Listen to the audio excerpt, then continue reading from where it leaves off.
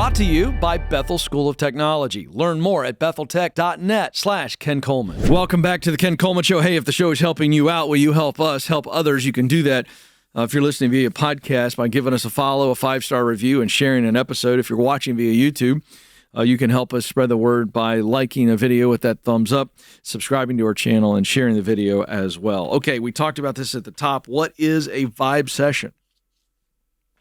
So we had a lot of economists, pundits talking about the possibility of a recession literally over the last year and a half to 2 years. We've not seen it happen. And at least a full-blown recession, there's argument about whether or not it was a mild recession, but obviously we've not had a big, painful recession. We can all agree on that. And so there are a lot of indicators in this economy right now that are good, where we see low unemployment, we see wages up, but then, of course, inflation. And so it's just been this weird roller coaster of viewpoints and emotions about the American economy. And so now there's a phrase that's being bandied about called vibe session. Now, what's a vibe session? So I talked about this in our staff meeting when we were talking to our team, and they were like, what is vibe session?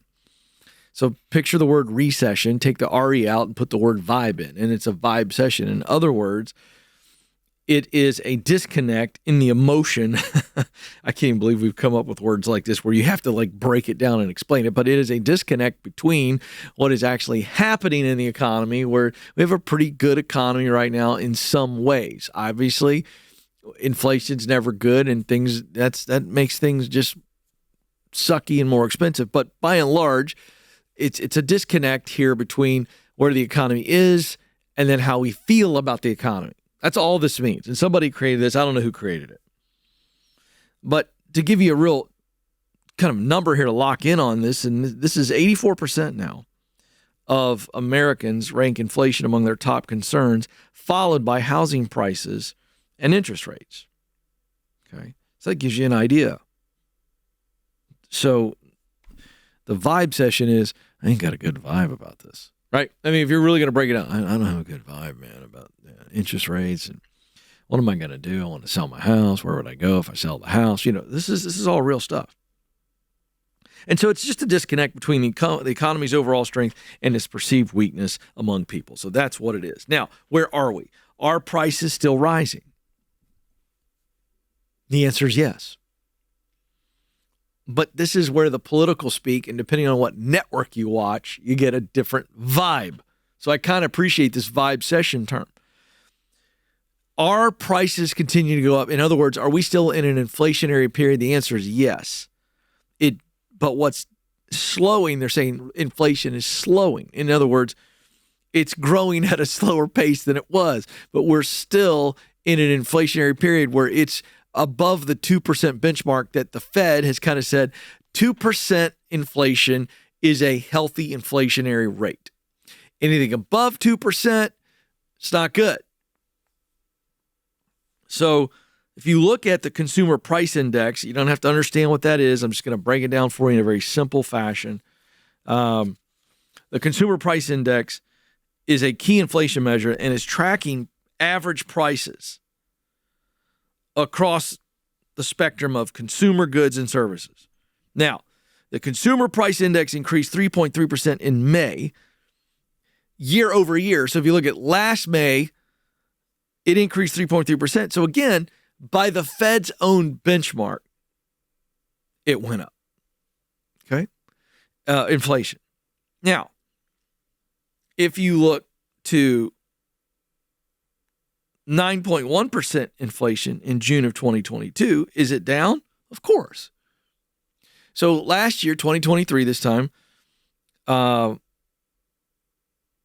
it has increased 3.3%. But it was at a 9.1% peak in June of 2022. So you have policymakers go, well, look at what's happening. We're cooling it. Well, okay, no one's clapping for that because it's still hitting the American people right in the wallet. You talking about filling up for a tank of gas. You're talking about rental payments going up. You're talking about buying groceries. It's just more expensive to do everything these days. Everything. And so here we are. We're the American consumer. What do? We got to buy certain basic stuff, right? We don't have to go high on the hog. And I feel like we are in a place, when you look at the consumer sentiments, I feel like we're in a scary place where people are just going, they gripe in one breath, but then shrug it off in the next. It sounds like this. I can't believe how expensive groceries are, or gas is this, or our vacation costs nearly a double, blah, blah, blah, blah, blah, blah. And, it's so expensive. My goodness, have you seen this? And so on one hand, you are acknowledging that it's expensive, griping about it, complaining about it, and then in the next breath you go, what are you going to do? And so we forget this concept called supply and demand. And if we as consumers said, let me rephrase that conversation, what it should be, hey, this stuff is expensive. And instead of shrugging off going, all right, I can't control what Jerome Powell does. I can't control what my neighbor does, what my sister-in-law and how they buy. We stop playing the comparison game. We go, what can I do? What's good for me in my house? And so you cut. You cut expenses. You save. Now, just for a broad idea of an experiment, imagine millions of Americans saying, we are going to slash our grocery budget. We're going to make stuff go longer. We're going to pack lunches. We're going to stop eating out. And let's say that millions upon millions of Americans did this for just 30 days. Okay, I'm talking 1 month. I'm telling you, you would see a ripple across the economy. Now, some of you are going, why would you do that? We got to go out to eat, support those local restaurants. Well, you don't have to do anything. And I'm all for local restaurants. I love the restaurants where I live. I love them. Love them. I got some restaurants in my neighborhood. Love to see them stay around. Okay? But you're missing the point. The point is that we consumers have a lot to do with some of this inflation stuff. We kind of gripe about it. Are we going to vote on it? I don't know. We got an election year coming up. We're going to vote on it. What are you going to do? Well, that's up to you, how you vote and who you vote for. But I got news for you. It doesn't have a whole heck of a lot to do with it when it comes to consumer spending. When consumers spend aggressively, prices go up. When consumers contract their spending, guess what happens? Prices go down. So I guess the point I'm trying to make today is in Economics 101, I don't think we, the people, realize how much power we have over this. Now, listen, yes, you have power at the polls. So vote.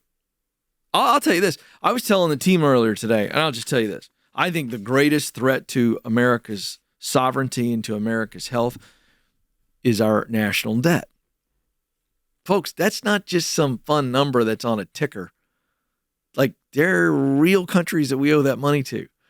And a couple things go the wrong way, and we are in big, let me just say this, all caps, big time trouble. It's a real thing. Like, we actually owe that money. And just look up the national debt sometime. And you go, I don't feel that. No, you don't feel it right now. I digress, more on that at another time. But understand that we can do something. And I share this article because when you see things like a vibe session, you start going, people's feelings involved, but we're not acting on our feelings. And if you've got a feeling like this ain't such a great economy, you need to look at what's causing that feeling and what you can do about it. And this is, again, what we preach big time at Ramsey Solutions: control what you can control. And you can actually control a lot and be really comfortable in a recessionary period if you change the way you act and the way you spend. Launch your tech career today at betheltech.net/Ken Coleman.